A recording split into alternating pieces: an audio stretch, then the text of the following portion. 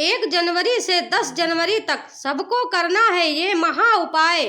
रातों रात बदल जाएगी किस्मत, पूरे वर्ष होगी धन की प्राप्ति। किसी के घर में या कोई आपके घर में कोई परेशानी है, अशांति है, घर के सदस्यों में एकता नहीं है, पति पत्नी में अनबन है, तो समझना कि कोई वास्तु दोष है, कोई ना कोई ग्रह दोष है या कोई नजर दोष है। घर में कोई विभिन्न प्रकार की आवाजें आ रही हैं, पायल की आवाज आ रही है, कोई ना कोई रात में काली छाया दिखती है, सोते हो तो कोई गला दबाता दिखता है, कोई ना कोई परेशानी आती ही रहती है, हर जगह पर असफलता आती है, तो समझना कोई भूत प्रेत आत्मा की छाया है।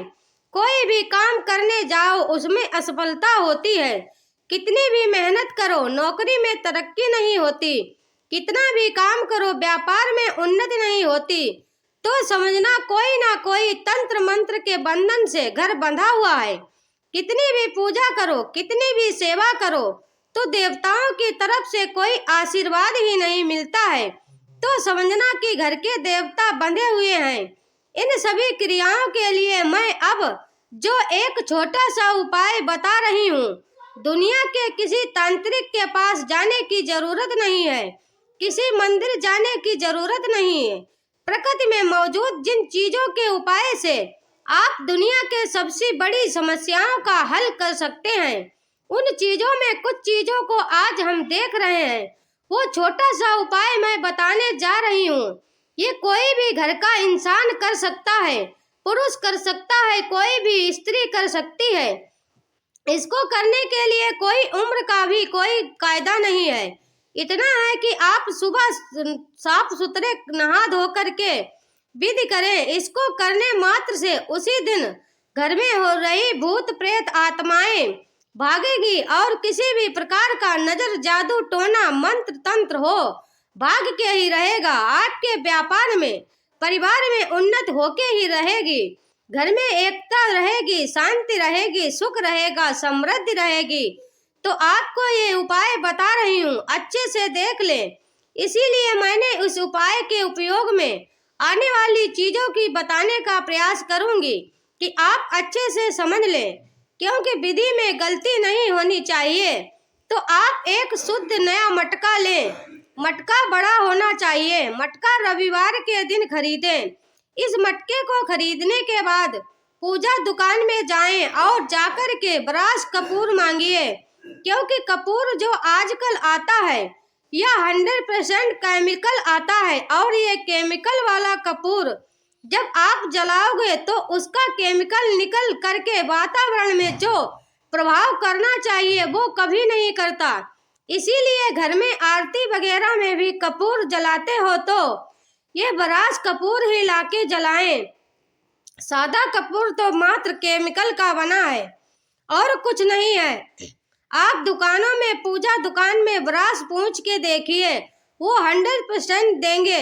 इस कपूर को मटका में डाल दें। उसी पूजा के दुकान में नवग्रह की लकड़ी लेकर आप आइए।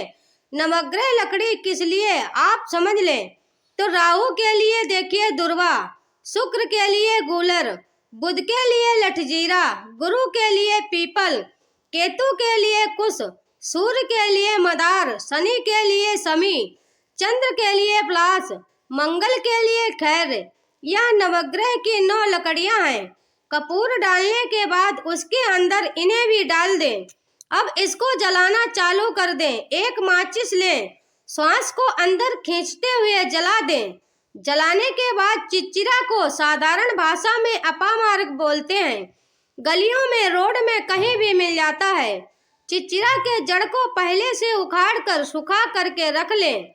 यह सूखा हुआ होना चाहिए ताकि फटाफट जल सके। इसको अच्छे से इतना सुखा दें कि ये पूरी तरह जले, अंदर से कोई धुआं ना निकले। इसको आप तोड़ मड़ोड़ करके इसमें अंदर डाल दें।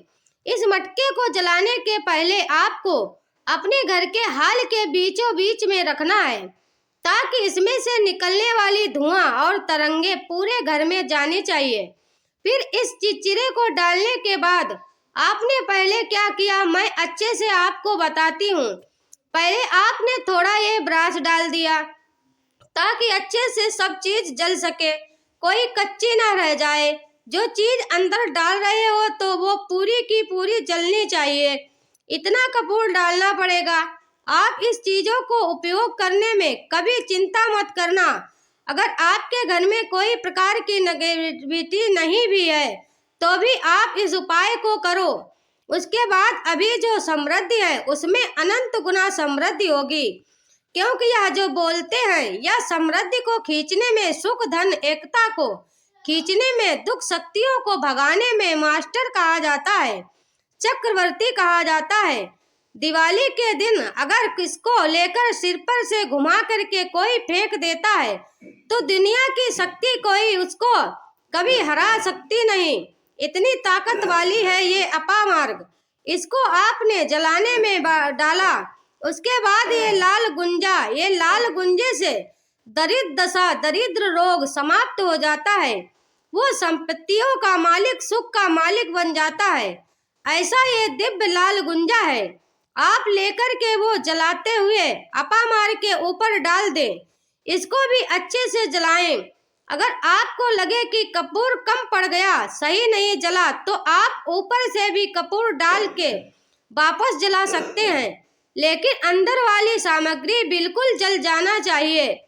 जब ये धुआं निकलेगा, ये तरंग निकलेंगी कपूर के ऊपर, नवग्रह की लकड़ियां, इस लकड़ी के ऊपर ये चिचिरा यानी अपामार्ग की जड़ सूखा हुआ बिल्कुल एकदम, और उसके ऊपर ये लाल गुंजा। इसको जलाने के बाद ये धुआं घर में पूरी रात जाने दीजिए। रात भर उसको वहीं रहने दीजिए, इस मटके को, ताकि वो तरंग पूरे घर के हर कोने में, बेडरूम में, बाथरूम में, डाइनिंग रूम में, हर जगह पहुंचे, हर दिशा में पहुंचे। ये होने के बाद उस मटके को अगले दिन निकाल के इस भस्म को घर के बाहर अपने दीवार के चारों तरफ ये भस्म को डाल दे और इस मटके को ले जाके पानी में विसर्जित कर दे। इस उपाय को 5 रविवार को करें या ये एक बार भी करें।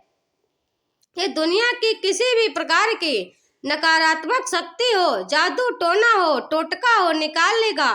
किसी प्रकार का नजर दोष हो वह भी निकालेगा, वास्तु दोष हो तो वह भी निकालेगा। कहने का मतलब है कि दुनिया की किसी भी प्रकार की नकारात्मक शक्ति को इस उपाय के बाद भागना ही पड़ेगा। इसीलिए इस उपाय को आप जरूर करें।